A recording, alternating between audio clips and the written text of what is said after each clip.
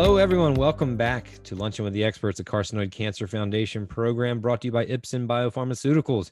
My name is Rain Bennett. I am your host here every week, and I've been working with CCF for 10 years. This year marks our 10-year anniversary working together, and I'm a filmmaker and a writer, and I've been working with them through that past decade to create video content, sometimes produced videos and sometimes live video series like this, all with the same mission in mind, and that is to spread awareness and education about neuroendocrine tumors.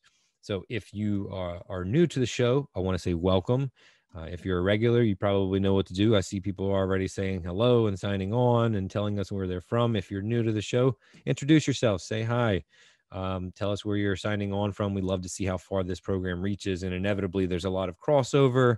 And sometimes you see people in your area that you didn't know. And as we all probably know, the community here, the net community is a big part of how we're able to make strides forward. And I feel like it's an extremely unique and strong community. That's one of my favorite parts about being even involved in that community, at least from the outside. And I'm grateful for that. So before we move on, we always like to thank our sponsor, Ipsen Biopharmaceuticals. Without their support, Luncheon with the Experts wouldn't be possible. And we have this disclaimer from them, and that is that the opinions expressed by our guest presenters, as well as the questions asked by the audience, that you all at home, haven't been created or suggested by the sponsors of Luncheon with the Experts, and CCF doesn't endorse or promote any of the views, opinions, or information provided in the presentation. Audience members should not rely solely on the opinions or information expressed by the guest presenter and should seek guidance and direction from their own medical advisors regarding any choices they make about their health or treatments. So that last line, disclaimers are always wordy, of course, but that last line is really the takeaway. We're going to give you some good advice, some general advice, and hopefully answer some of your questions today, but by no means do we or our guests know your specific case. So take that advice, take those answers back to your home team, which does, and make the best plan and path for you moving forward. We all know this, each case of this disease is unique, and so we have to treat it as such. Today, I'm very excited to welcome our guest, Dr. Patricia Pellikka. How are you, Dr. Pellikka? Very good. Thank you, Rain. Absolutely. Thank you for joining us. So for the folks that may not know you or the work that you do, tell us a little bit about yourself, where you work, and the way I like to phrase it is the role that you fill in the neuroendocrine tumor community. Thank you. It's great to be here. Hello, everyone. I'm a cardiologist at Mayo Clinic. Along with my colleague, Dr. Heidi Connolly, we founded a carcinoid heart disease clinic here at Mayo quite a number of years ago. We're always studying our population and our experience and have reported it on several occasions. I'm also vice chair for the Department of Cardiovascular Medicine and the immediate past director of our echocardiography laboratory. Got it. So, folks, that's where you're going to get most of your value today, talking about carcinoid heart disease. I know you all have a lot of questions about that. Dr. Pellikka, is there any other aspects of neuroendocrine tumors that you're comfortable taking questions about, or do you want us to kind of stay in that vein? Because carcinoid is a neuroendocrine tumor that particularly can affect the heart, I think that would be the best topic. Absolutely. So, folks, I love these sessions where we can kind of niche down a little bit into some of the topics within the overall neuroendocrine tumor topic. And so we've had some shows before where we focused on carcinoid heart disease, but not a lot. So this is a really unique episode. So my ask of you is if you know someone that would benefit from this, because really this interactive one-on-one session is so beneficial, so valuable for you to get some questions across to Dr. Pellikka. If you know anyone that would benefit from this, go ahead and tag them in the comments, share the video with them, email them, text them, whatever you can do to let them know this is going on. We really want to get as many people here as possible. And then also, I always ask you all to do this every week. You do a great job of it. If you see questions there in the sidebar that you also have or are interested in the answer to, or questions that you also have, excuse me, right under the question you see, you can like or reply to that question. If you like it or love it, or any of the emojis that Facebook gives you. They all work the same for me, and it effectively upvotes that question. If I see 7 people have the same question, I'm going to make sure to get it across, because inevitably we get tons of questions. We can't get to them all. So this helps me, kind of get to the ones that are higher in demand, if you will. Speaking of that, because we don't get to your questions, if we don't get to all of them, rather, I urge you to reach out to CCF, and they will, after the show, this video will live evergreen here, so you can always watch the replay. But if you have follow-up questions, reach out to CCF either here on the Facebook page where you are. You can direct message them, or you can also go to their website, carcinoid.org, and they will help you get the information that you seek. And otherwise, we're here every week, so we want you to come back. And a lot of people have come back, and if their question did get answered, they've presented it the next week, and they've gotten it then. So we really appreciate you all being here. And if you know the show and know me, one of my favorite things about it is the community that we've helped cultivate here. The information we get from our experts is obviously invaluable, but I also think that the shared stories and experiences from the patients within the comment section is also very, very helpful. So we appreciate you all for being here. Dr. Pellikka, let's talk about carcinoid heart disease. Let's lay a little bit of groundwork. Let's explain what exactly that is, what exactly happens, how it happens, just to kind of set a little bit of foundation for folks. Sure, that's a great starting point. So carcinoid tumors usually originate in the small bowel, and they release a number of biologically active substances, including serotonin, histamines, tachykinins, kallikrein, prostaglandins. But those tumor products are usually filtered out by the liver until metastatic disease occurs in the liver. Once the liver has metastases, then these biologically active substances can go all over and go to the right side of the heart, because the circulation from the veins goes to the right side of the heart. And then these tumor products cause a reaction in the right-sided heart valve tissues that leads to fibrosis. Myofibroblasts accumulate there, and the interstitial fibrosis occurs. And so the right-sided heart valves get sort of thickened and retracted. In fact, if you look at them under the microscope, they look sort of like they've had candle wax poured over them. They're just but they're not able to do their normal function of closing with each heartbeat. So they get kind of thickened and retracted and don't move that much. And this causes leakage of the heart valves. So the blood that's supposed to be going forward just leaks backwards. It's just like an inefficient pump. And the tricuspid and pulmonic valves on the right side of the heart are classically involved. Then, if the patient has a high level of tumor products or a shunt, that is a little communication between the right and left sides of the heart, and that's present in about 20% of normal people, the tumor products can also reach the left side of the heart and cause damage to the left-sided valves. Normally, the lungs serve as a filter because the blood from the right side of the heart is pumped to the lungs where it's oxygenated, but these tumor products are also filtered out by the lungs.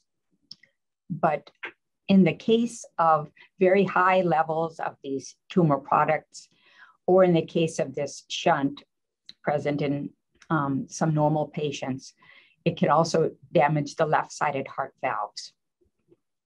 There isn't any particular treatment for severe valve disease other than valve surgery. The valves need to be surgically replaced. And we have experience in doing that in several hundred patients now. Wow. Got it. Hey, folks, I see some of you kind of sending little like buttons and stuff there at the bottom. I think that's a great way to show that you're getting some value. At the bottom of the Facebook screen, it gives you a few different reactions that you can send. If Dr. Pellikka has a great answer that's really helped you, that's just an easy visual way. Oh, look, I see them flooding in now. Dr. Pellikka, you can't see it, but I can. So yeah, that's just a great little way to say, hey, that helped, +1. And also, folks, we had someone a week or so ago ask about closed captioning. I think they had trouble hearing. You can choose that yourself in the Facebook window. At the bottom, there is a few things it gives you to control the volume and make it full screen. And there is a button that says CC for captions, and you should be able to toggle that on so that you can see the text for what we're saying. So we want to make sure that we are inclusive to everybody. And I know that helps people who might not be able to hear the things that we're saying. So Dr. Pellikka, we've got a lot of questions rolling in already. So let's go ahead and start talking to some of the audience. First question from Ruby. Ruby says, once you have developed carcinoid heart disease, can you replace the effective valve without opening the chest? That's a great question. And indeed, our percutaneous therapies for valvular heart disease have come a long way. The greatest advances have been in aortic valve stenosis in elderly patients with calcific valve stenosis of that aortic valve. And you've probably heard about TAVR or TAVI procedures, which are now extremely common. But these have not been widely utilized for carcinoid valve disease because the mechanism of the valve disease is somewhat different. With the aortic valve disease, it's the calcification of the aortic valve, which has a smaller annulus compared to the tricuspid valve, which is considerably larger. But that calcification anchors the valve in there when it's introduced by a catheter. And then a balloon inflates the valve. It just sticks there because of the calcium that holds it in place.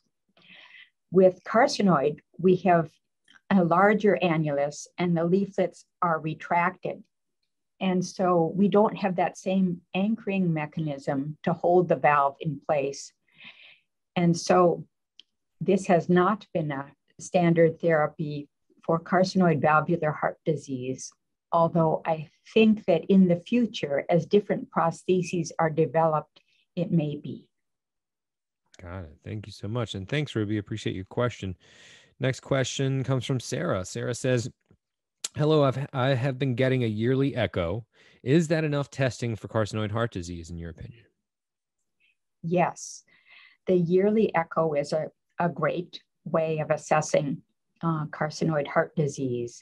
Sometimes BNP, a biomarker for heart failure, is also used. If the BNP level is elevated more than 260, that has also been used as a screening test for carcinoid heart disease. It's also good for your physician to be examining your heart. And just the development of a murmur or of elevated neck veins can be another sign that heart disease has developed. But the echocardiogram is really the most sensitive and specific way for detecting carcinoid heart disease, provided that careful attention is paid to looking at the right-sided valves. Got it. Okay, next question from Dorothy. Dr. Pellikka, I'm so interested as I have tricuspid problems caused by nets. Is surgery the answer, or is surgery the only answer? That's a great question. We would not recommend doing surgery until the leakage of the tricuspid valve is severe. And we also watch for the development of any cardiac symptoms or signs that the heart is struggling. And these might be accumulation of fluid in your legs or abdomen, or reduction of the pumping function of the right heart as assessed by echocardiography. So we're looking for the development of severe valve disease, and we don't have data about exactly how to prevent progression of disease once it's present, but to think that by careful control of the levels of 5-HIAA, that may help prevent progression of the valve disease. Got it. Got it. Thanks, Dorothy. Folks, I just got a little note from Lori as well regarding the closed captions, and she gave us a great tip. It says, for the closed captions, turn off the volume and your presentations have auto-generated captions. So she uses that. So that's an even easier way if you're having any trouble. Let me know if that's working. If you cut off the volume, if it'll automatically do it. That's what I do on mine because I have my Zoom window open and my Facebook, so I cut off the volume and I'm able to see the subtitles there down there at the bottom. So hope that helps. Let me know. Next question from Melissa. Melissa says, I have 2 mechanical heart valves. So my question is, how long do they normally last? Oh, that's a great question, Melissa. Mechanical heart valves generally last indefinitely, provided that you continue your therapy with warfarin or Coumadin. Most of the time with carcinoid valvular heart disease, we use bioprosthetic valves, which tend not to last quite as long. But the advantage of a bioprosthetic valve is that the anticoagulation, the blood thinners, can be interrupted in case you need surgery. And liver surgery is quite common in patients with carcinoid heart disease. The durability of mechanical valves is excellent. They still need to be monitored, though, to make sure that they're functioning normally, and echocardiography is a great way to do that. And how long do you suggest, or how often monitoring that? I would recommend monitoring annually with echocardiography, and certainly sooner if any new symptoms, cardiac symptoms develop. Sure. Thanks, Melissa. Great question. And everybody, great questions so far today. Folks, if you joined us a little bit late or just joined us, this is Luncheon with the Experts, a Carcinoid Cancer Foundation program. And today our guest is Dr. Patricia Pellikka. And mostly we are talking about carcinoid heart disease and how neuroendocrine tumors can impact the heart. And yeah, again, we've had great questions today, as we often and always do. So keep up the good work, everybody. Next question from Joe. Joe says, lung node with liver metastases. How often should an ECG be performed to ensure a slightly leaky aortic valve does not develop carcinoid heart? Thanks for that question, Joe. So we're speaking about lung carcinoid with liver metastases. And a lung carcinoid, the interesting thing about that is that it usually does not cause carcinoid heart disease unless liver metastases develop. Then it does have a small chance of leading to carcinoid heart disease. It still usually is associated with problems in the right-sided valves rather than the left-sided valves. So it's interesting that you mention aortic valve regurgitation. I think still that an annual echocardiogram to monitor any progression of the aortic valve regurgitation would be important. And of course, that echocardiogram should also look at the right-sided valves. Another thing that we recommend, if there's any, at the time of the first echocardiogram looking for carcinoid heart disease, is to do a shunt study to see if there's one of these communications that we see in about 20% of people, patent foramen ovale. That's where there's just this little flap between the atria that can open up during the cardiac cycle or with respiration and allow tumor products to get from the right to the left side of the heart. Got it. Thank you so much. Next question from Dawn. Dawn says, are fingernail splinter hemorrhages still considered a sign of valvular disease? Splinter hemorrhages are usually a sign of endocarditis or of problems with infection of the heart valves. But splinter hemorrhages can also occur with hand trauma. So if you're doing a lot of manual work with your hands or had an accident with a hammer, you can get them from that too. Got it. Okay, next question from Marlene. Marlene, is pulsatile tinnitus of the left connected to a leaking valve? If so, which valve is causing it? Thank you. Hope I pronounced that correctly. Interesting. So pulsatile tinnitus, sort of a ringing in your ears. Usually that is associated with a leakage, or that can be associated with a leakage of a valve. But it's a somewhat non-specific sign. So I think that if you're noticing that, it would be good to report it to your doctor. And if you have metastatic carcinoid, it would be reasonable to do an echocardiogram if that has not been done. Got it. Thank you. Thanks, Marlene. I don't think I've seen your name before. So if it's your first time, welcome to the show. We appreciate you being here. Next question from Karen, who is always here. Good to see you, Karen. I recently stopped lanreotide in September 21. My heart was doing or has been acting up during the night while sleeping. It was all over the place, 65 to 149, in the hundreds most of the night. Last night it was perfect. What do you suggest I do, or what should she be looking at or focused on? So there are many things that can cause an irregular heart rate at night or fast heart rate. Sometimes it can go up with dreams.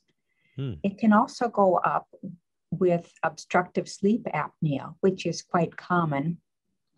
And that is sometimes noted if one has snoring at night, and then you can be observed to stop breathing and take a gasp.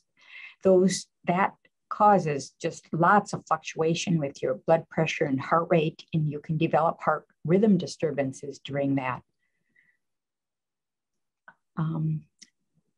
This isn't particularly a sign of carcinoid valvular heart disease, but potentially could be, and it would be good to bring this to the attention of your doctor. Got it. Thank you. I have a question from Susie that says, I have NETs, but my brother, who is otherwise healthy, 53 years old, says he has been told he needs a valve replacement. Is it possible he has undiagnosed NETs? Is the question, which is kind of broad, but I think maybe Susie might be thinking of some sort of genetic component, or she's concerned because she has NETs. But yeah, any thoughts on that? That's an interesting question, Susie. We don't really fully understand a genetic basis for NETs. I think some patients will have a family member with it, but most of them are isolated cases without familial involvement. The likelihood of him having undiagnosed NETs would be greater if his valve disease involves the tricuspid or pulmonary valves, especially the tricuspid valve. More often, though, his valve disease would be expected to involve the left-sided valves. That's where most of the valve disease in cardiology is seen. The pressures in the left side of the circulation, because the left side of the heart is pumping the blood to all the body. The right side just pumps it to the lungs, which are a low pressure circulation. So the wear and tear occurs on the left side of the heart. And that's where most people will have valve problems with the aortic or mitral valves. And most of those are wear and tear or degenerative. Some are related to congenital abnormalities, especially bicuspid aortic valve disease, but usually not carcinoid, unless there's also carcinoid disease on the right side. Got it. Hey, thanks, Susie. And if there is a follow-up question, or if we didn't get exactly what you were after, just let us know if you're still here on the show. You can always comment back again. So Jean wants to take us back to the fingernail thing, the splinter hemorrhages, I believe. Can can you go back to the fingernail thing? All my nails are splitting and I'm fighting fungus. Are you saying that that this is a possible heart issue symptom? My hands have had no trauma. Thanks for that question, Jean. So fungal infection and splitting of the fingernails is different from splinter hemorrhages. And fungal infection would not be related to carcinoid heart disease, but to something unrelated. Splinter hemorrhages are little black lines, little black vertical lines in the nail bed that are usually from trauma, but can also be seen with endocarditis. But none of these are particularly related to carcinoid valve disease. Got it. Hey, hope that helps. Thanks for your question. Moving on, we have friend of the foundation, Wendy. Hi, Wendy. Wendy says, hi, 5-year survivor of PNET with carcinoid syndrome and heart disease with liver mets. I've only had one echo in 5 years. Is that normal? That's a great question, Wendy. You know, the recommendations for how to evaluate for carcinoid heart disease have evolved. It is reasonable to do an echo more frequently. However, if your doctor finds no murmur at all, and perhaps the BNP or something else is being monitored in your case, it would be a reasonable question, though, to bring up with your oncologist about whether you should have an echocardiogram. I'm trusting that you're not having any cardiac symptoms of shortness of breath or fatigue or swelling of your feet or abdomen. Dr. Pellikka, what are some of the challenges to what you do in terms of carcinoid heart disease? What are some of the things that, like, I don't want to say that keep you up at night, but some of the things that are uniquely challenging about this disease? That's a great question. You know, it is, we still need more information about the disease and how to best control it.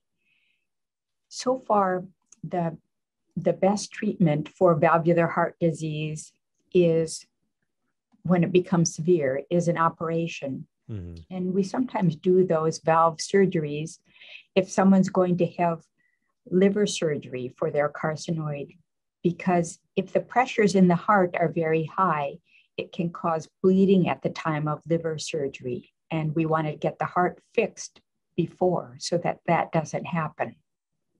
The liver is a vascular organ, and there's always a risk of bleeding, but you don't want high pressures in the heart to be present that are going to exacerbate that.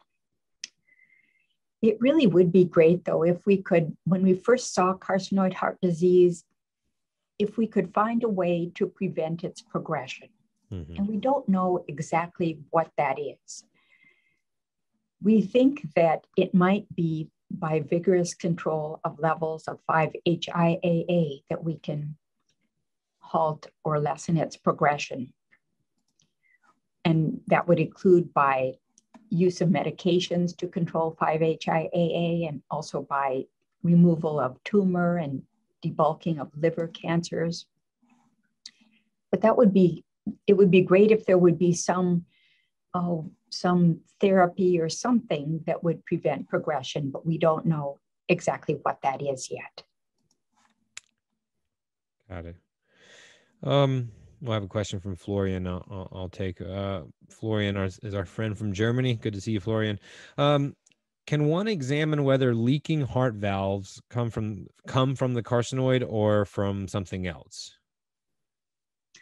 That's a great question, Florian.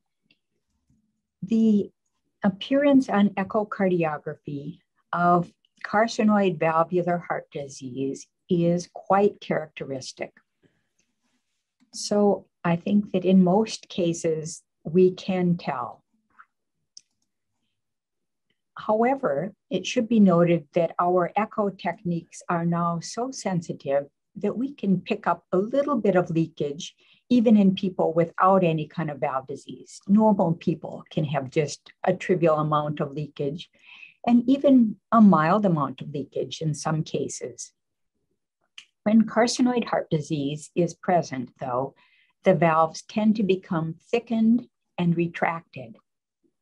And that appearance is different than what we see with just wear and tear or with physiologic changes that are present in some patients. Got it. How many net patients typically develop carcinoid heart disease? Is there a percentage, a number on that? Yes, it's carcinoid heart disease develops in probably about 20 to 25% of patients with carcinoid syndrome, right, where they've got these liver metastases so that the tumor products can reach the heart.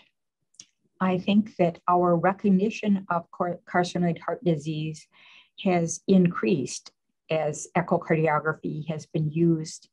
And I think the overall care and management of patients with carcinoid has improved over the past 30 years.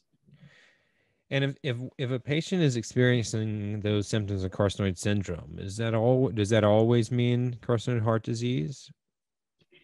No, the carcinoid syndrome is the triad of diarrhea, flushing, and bronchospasm or wheezing.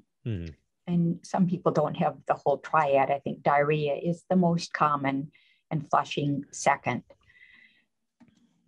But usually those symptoms are present when patients have liver metastases and then present when the patients go on to develop valve problems. And what are the best ways, in your opinion, to manage those symptoms? Not with carcinoid heart disease, but just carcinoid syndrome. The medications, the sandostatin medications are very good in relieving the symptoms. So that would be something if you're still having breakthrough symptoms, to bring to the attention of your oncologist. The long-acting therapies are very good. The therapies, the injections taken once a month, sometimes they need to be supplemented with short-acting therapies near the end of that time or at the times of any type of stress. I got a question from Carrie, and Carrie, I think we can put up some recommendation, but that's a little bit above my pay grade, but I'll field this to you, Dr. Pellikka. Carrie says, after the program, can you put up some sort of written recommendation that we can show our primary doctor to make sure we get the correct annual heart test if we have liver mets? I've had several echoes over the past few years, but I wanted to make sure they are looking in the correct areas. So we can talk about a written recommendation, but let's treat it as a question. Any advice for people who want to kind of push or heard this episode and want to push their primary doctor to have those correct annual heart tests, as she said? There certainly are published guidelines. Okay. We've developed them with an international group. They're published in Journal of the American College of Cardiology for how to detect and evaluate and manage carcinoid valvular heart disease. But annually, it's reasonable to do an echocardiogram or to measure the BNP. And then I think everyone should also have a careful physical examination, in particularly listening to the heart sounds. Great. The physical examination, though, is imperfect for detecting carcinoid valvular heart disease.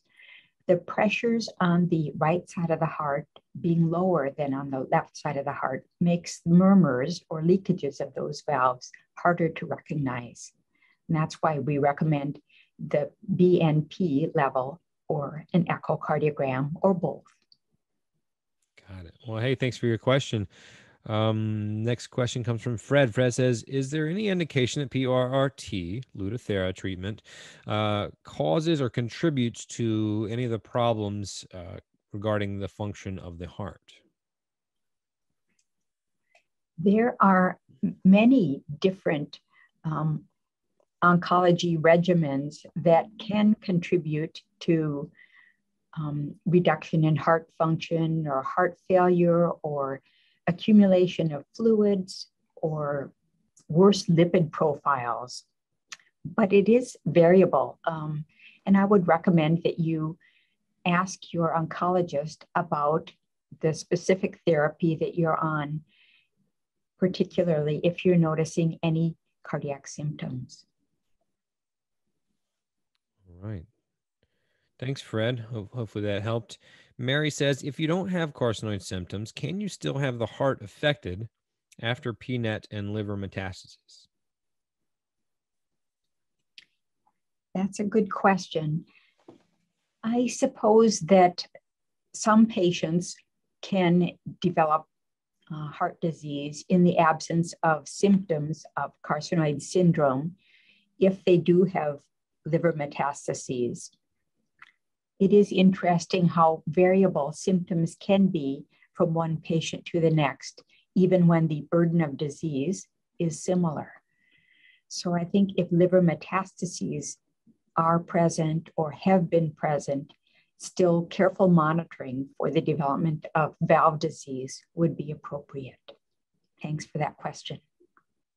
Absolutely. Okay, next question from Vanessa. Can ventricular tachycardia be caused by carcinoid? Ventricular tachycardia can be caused by many different things which perturb the heart's function and structure. It is not a classic symptom or finding with carcinoid valvular heart disease, but it would not be unheard of. So, Dr. Pellikka, if someone develops carcinoid heart disease, is this something that they would need to really seek out a specialty center to get the proper treatment? Is this something that their local facility could treat? What is your suggestion if someone does develop carcinoid heart disease? That is an excellent question. The thing about carcinoid heart disease is that you want to make sure you've recognized all of it. So the tricuspid valve, as I mentioned, is most commonly involved, and the pulmonary valve would be second. The pulmonary valve can be tricky to image with echocardiography, but you wouldn't want to go have an open heart surgery and have your tricuspid valve replaced if your pulmonary valve also needed to be replaced. You'd want to get everything done at once, and also to look carefully at the left-sided valves. So going to a center where they're experienced with managing carcinoid valvular heart disease would be important. The other thing about managing it is that patients with carcinoid can have carcinoid crisis at the time of any kind of physiologic stress. And so centers that do a lot of valve surgery and valve procedures and liver surgery also are familiar with the potential carcinoid crisis and are prepared to treat the patients with sandostatin at the time of surgery. So we have published protocols for using subcutaneous octreotide for minor procedures, giving 200 micrograms sub-Q an hour before the procedure, and then using higher doses, including intravenous regimens of octreotide at the time of a major surgery. The center doing the procedure also needs to be familiar with the use of octreotide if the patient's blood pressure drops. They may need high doses of it to get their blood pressure up, in addition to using fluids and other regimens to increase the blood pressure. So going to a center that is very familiar with management of carcinoid and surgical management of disease would be my recommendation. Now, I often hear that term carcinoid crisis. Do you mind? Could you elaborate a little bit more on what exactly that is and what happens? So that's a good question. When there's some physiologic stress, the tumor can release large amounts of these substances. And that can happen if the liver is manipulated, but just with other stresses too. And these tumor products can cause the serotonin and histamine and prostaglandins can cause just vasodilatation and a massive drop in the blood pressure.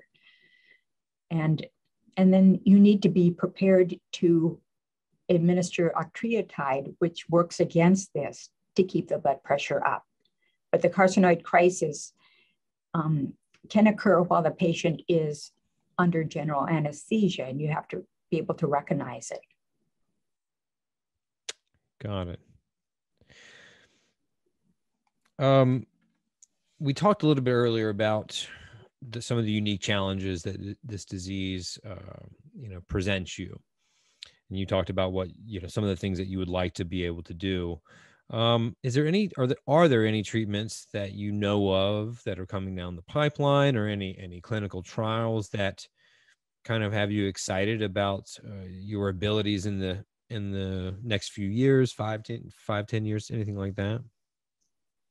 We're always excited about new trials and new therapies. And I really think that some of the new therapies are very promising and may help prevent progression or even development of carcinoid valvular heart disease. I think all classes of medication may have that potential. The older chemotherapy agents have not done that. The peptide receptor radionuclide therapy, that is very promising and encouraging for being able to control carcinoid syndrome. And then new things are being developed. So I do think that we will have better therapies in the future, and these need to be studied carefully in randomized trials. Well, that's good to hear. I had an attendee say that this was very great and scary information today. And I understand that. I mean, this is, this is something that's challenging. So my question is, for that new patient who has been diagnosed, they have carcinoid heart disease. They don't know what that means. They're scared, for lack of a better word, right? Let's be straightforward about it. What's your advice to them? Like, if that's your patient and they don't know what that means and what it entails and what the future holds, where do you start with them? What's your first bit of advice for them on that first step on this journey? Yeah, that's an excellent point. I think you need to find a doctor who has an interest in you and your condition and will follow you carefully and take the time to answer your questions. Although having an open heart surgery is kind of a scary undertaking, if it comes to that, we have found that patients who do have that surgery and that needed that because they had severe valve disease and had some symptoms related to it that were at that point where they needed the intervention, have felt better after their surgery and have been able to have extended survival. So I really think that we are helping patients. And with new treatments that come along, things are going to get better and better. We've already documented by looking longitudinally at management of carcinoid over decades that the survival of patients has improved substantially.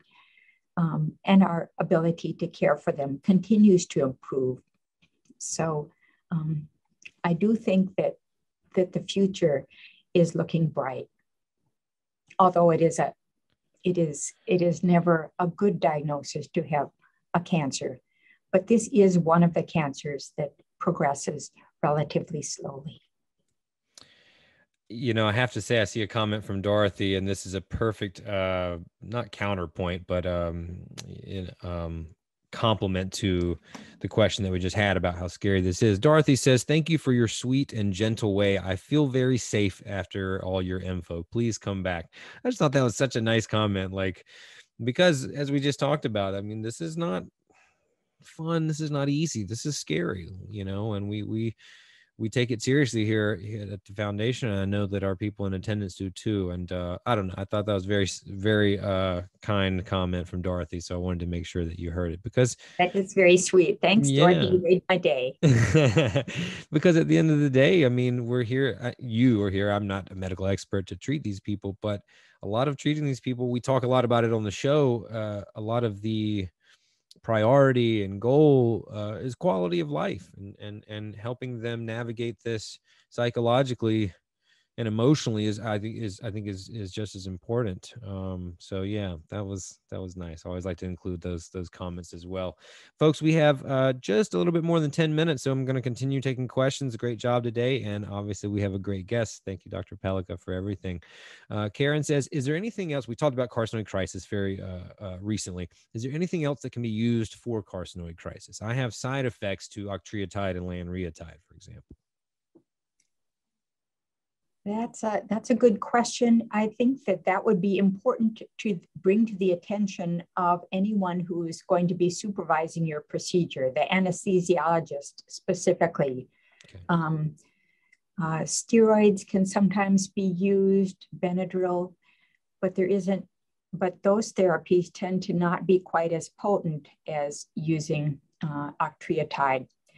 Also, just making sure that fluid boluses are given as needed, but it's certainly an important thing to bring to the attention of anyone who's going to be monitoring you as you are sedated or put to sleep for a procedure. Absolutely.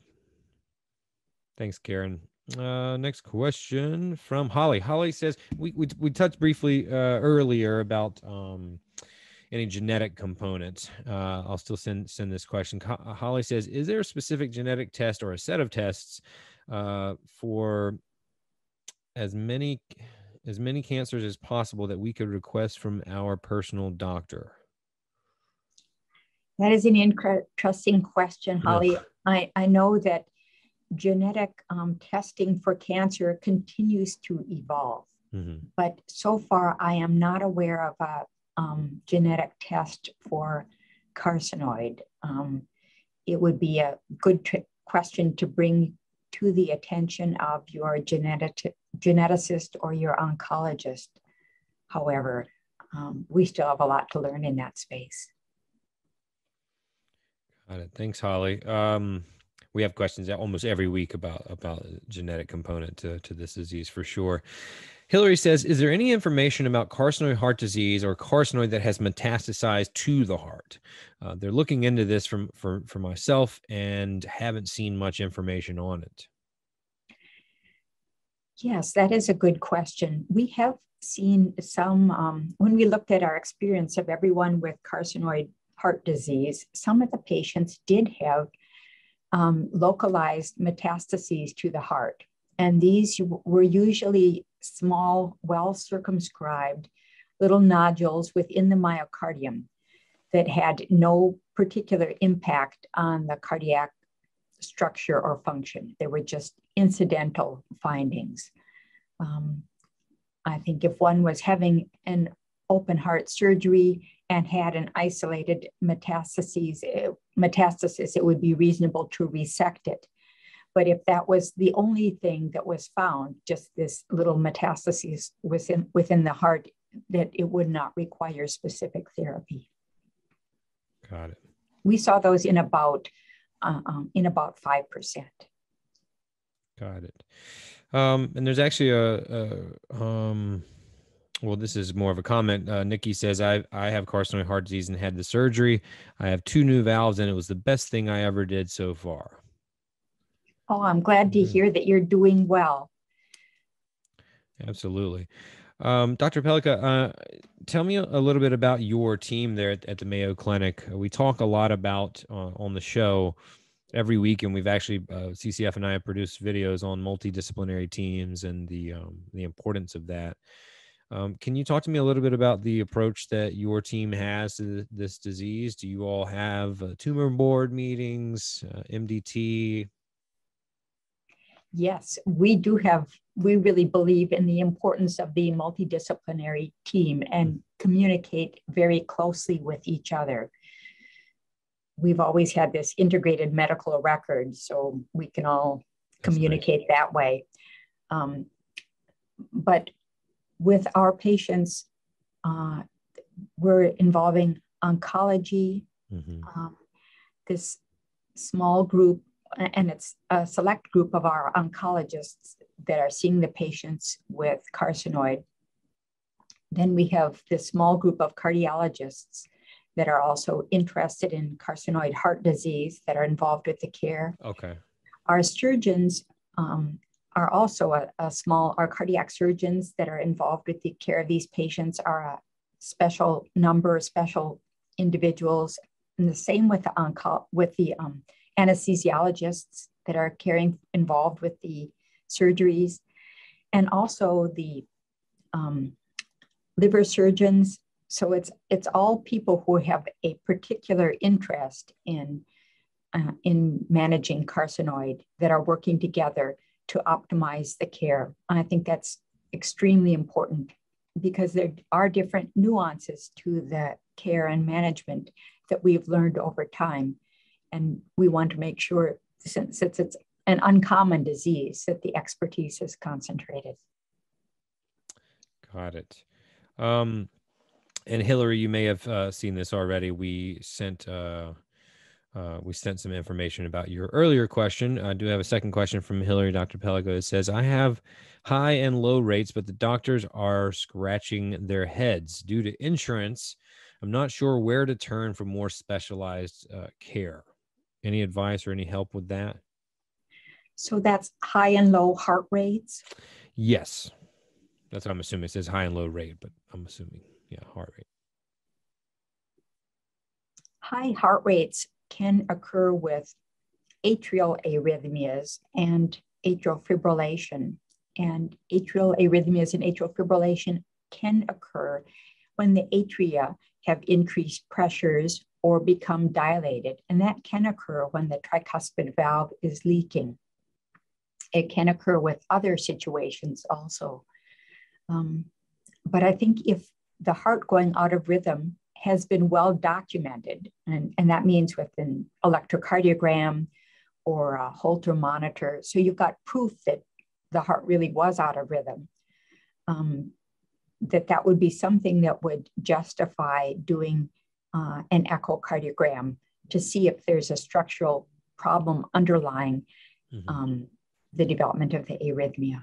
And she also just added, it's very sporadic, and I also have an enlarged heart size on the right side. I don't know if that helps it for any clarification. Yeah, that right side of the heart can be enlarged if the right-sided valves are leaking. But if the right side of the heart is recognized to be enlarged with echocardiography, then the valves certainly should be able to be assessed at that time, and they could look for carcinoid heart disease. Got it. Hey, thanks, Hillary. And I'm not sure I've seen your name before, so if you are a first timer, welcome. We appreciate you being here. Dr. Pellikka, I have a question about you. What are you most passionate about in the work that you do? I always find it interesting. A lot of the doctors we have on, like, there's something that drives them to this specific line of work. What are you most passionate about? So carcinoid is just such an interesting and unusual syndrome. I really enjoy seeing my patients with carcinoid valvular heart disease, and it's gratifying to see that our therapies and interventions have improved their survival and their functional status, their ability to get along over time. I also really like using echocardiography to evaluate heart disease. It's a completely safe and non-invasive test and yields just a phenomenal amount of information. I've always been interested in how we can use this completely safe and non-invasive tool to improve patient care and determine the optimal timing of surgical intervention. It's a really exciting field. Do you think that that you'll stay in this space for the rest of your career? Oh, for sure. For sure. I love it. That's for me personally. Again, I'm not a medical expert, but I love to see the passion that the doctors have in this community. And it typically does stem from the uniqueness and the unique challenges that present themselves with this disease. So, but it's always something I'm interested in. I just wanted to say before we go, Karen, who's had a couple questions today, and hopefully we helped answer some of those. Karen says another lovely luncheon, and we appreciate you all. Yeah, we appreciate you too, Karen. And Hillary says, thanks so much. And yes, she is a first timer, so appreciative of the information and just looking into how to get better care since the team I have isn't very familiar with carcinoids specifically. I would love to find out if there's any way to get connected with more specialized care with a doctor that knows carcinoid. And that right there, that's why I wanted to mention that comment, Hillary. This is the crux of the issue many of the times is people aren't certain doctors aren't as familiar with it. Certainly patients often aren't as familiar with it. And so that's legitimately the purpose of this show. And the foundation is to educate people about this so that we can narrow that gap, if you will. And so we appreciate you being here because this is the job this is the mission we're trying to achieve. So we thank you for being here and hope that it helped. And we will be back every week. Granted, we have some holidays coming up. So we will have a couple of weeks off, but we will be here almost every Thursday unless there's a holiday coming up. So Dr. Pellikka, I just wanted to thank you so much for spending some time with us today. And I have to co-sign one of our attendees who said you had such a great, gentle way of delivering information that can be sometimes tough to hear, but we appreciate you spending some time with us and answering some questions today. Thank you. It's been great to be here with all of you. And I really appreciate your thoughtful questions and your participation. Oh, well, thanks. And thanks to you all at home, of course, as always, for joining us. And we hope this program helped answer some of your questions. Again, I'll reiterate, reach out to ccf@carcinoid.org or here on the Facebook page if you have any follow-up questions. And just know that this will live here on the Facebook page under the videos tab. You can always replay it or someone else who wants to watch it. And starting Monday, we will republish it to YouTube for those who don't have Facebook. Thanks again, as always, to our presenting sponsor, Ipsen Biopharmaceuticals. Without them, this program wouldn't be possible.